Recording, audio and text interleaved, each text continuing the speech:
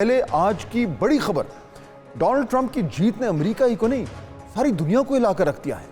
کہا جا رہا ہے کہ ٹرمپ ایک ٹرانسفارمیشنل لیڈر ہوں گے اور ان کی صدارت کے اگلے 4 سال میں امریکہ اور دنیا میں بڑی بڑی تبدیلیاں آ سکتی ہیں۔ ٹرمپ کے سیاسی مخالفین کو خدشہ ہے کہ نئے صدر امریکی جمہوریت کو شدید نقصان پہنچا سکتے ہیں۔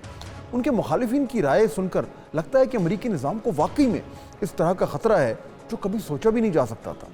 یعنی کچھ لوگوں نے تو یہ تک کہہ ڈالا ہے کہ ٹرمپ ایک آمر بن کر ابھر سکتے ہیں اور الیکشن کا نظام بھی ٹھپ ہو سکتا ہے۔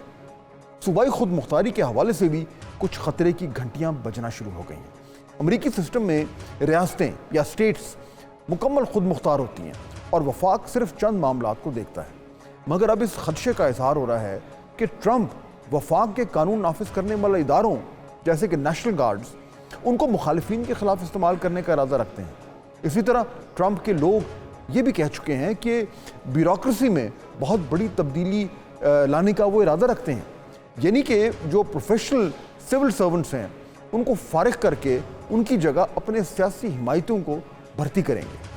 ناظرین، یہ اس طرح کی بڑی تبدیلیاں ہیں جن کا سوچ کر ٹرمپ کے مخالفین اور نقاد اپنے نظام کے لیے انتہائی فکر مند نظر آ رہے ہیں۔ دنیا بھی دانتوں میں انگلیاں دبا کر ٹرمپ کی صدارت کا انتظار کر رہی ہے۔ جو بائیڈن اور کملا ہیرس کے ساتھ ایک پریڈکٹیبلٹی فیکٹر تھا، وہ امریکی اسٹیبلشمنٹ کے ساتھ چلنے والے لوگ تھے۔ امریکی خارجہ پالیسی میں اسٹیٹ ڈپارٹمنٹ اور پینٹاگون کا اہم رول ہوتا ہے۔ پھر CIA جو ہے اس کا بھی امریکی صدر کی پالیسی پر کافی گہرا اثر ہوتا ہے۔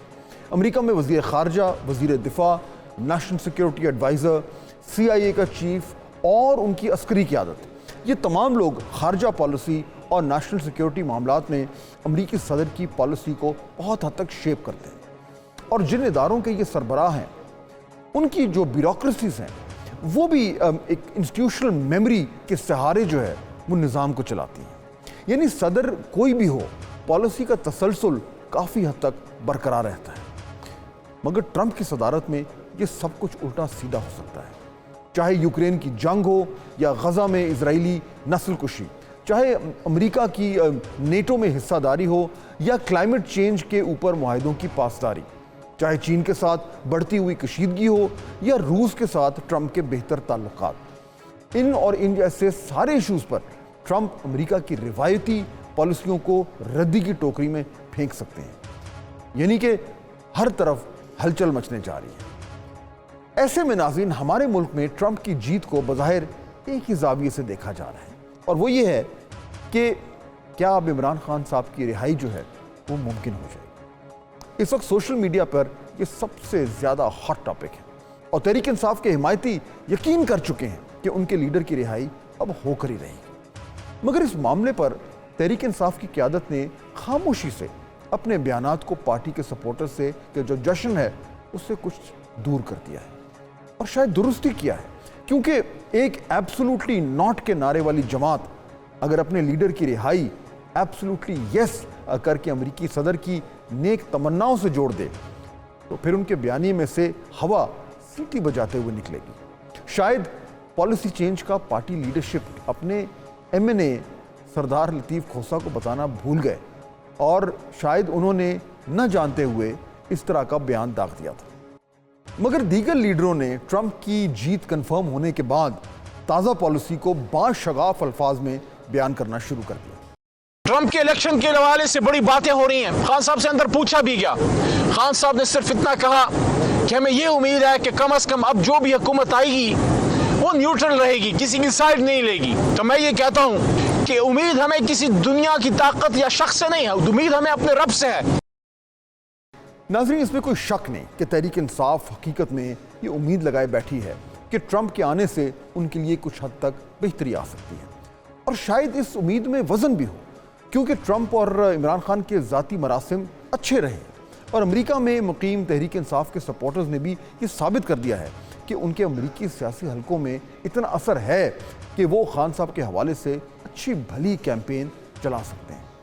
چنانچہ تحریک انصاف نے اور کچھ نہیں تو سوشل میڈیا کا ماحول ضرور گرم کر دیا ہے، مگر دوسری طرف حکومتی ترجمانوں نے خود ہی جلتی پر تیل ڈالنا شروع کر دیا ہے۔ یعنی ایک ایشو جو اصل میں ایشو تھا ہی نہیں اور جس کو सोशल मीडिया के जरिए तहरीक इंसाफ के सपोर्टर्स ने खुद जानबूझकर और काफ़ी महारत से इशू बनाया, उसमें हुकूमत के जो वज़रा हैं वो खुद ही जो है वो कूद पड़े और मामले को और बड़ा कर दिया।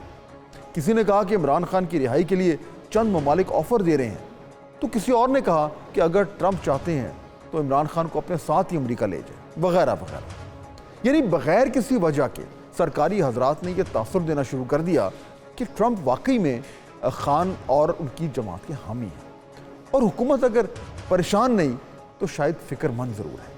हालांकि इस वक्त जो है वो फ़िक्र की इतनी ज़रूरत होनी नहीं चाहिए। अगर कुछ होना चाहिए तो वो नए अमरीकी सदर और उसकी आने वाली हुकूमत से मौसर इंगेजमेंट और जो है वो ज़रूरी है। ये बात दुरुस्त है कि ट्रंप इंतज़ामिया के लिए पाकिस्तान जो है वो फौरी तरजीहात में शामिल नहीं होगा, मगर इफ़ेक्टिव डिप्लोमेसी हमारे लिए वक्त की ज़रूरत है। खामखा ऐसे बयानात देना जिससे ये लगे कि पाकिस्तान की हुकूमत ट्रंप की फतह से फ़िक्रमंद है, कुछ ज़्यादा होशमंदी का सबूत नहीं देती। दूसरे अल्फाज में नाज़रीन, हम अगर नए अमरीकी सदर को अपनी अंदरूनी सियासी झगड़ों का हिस्सा नहीं बनाएं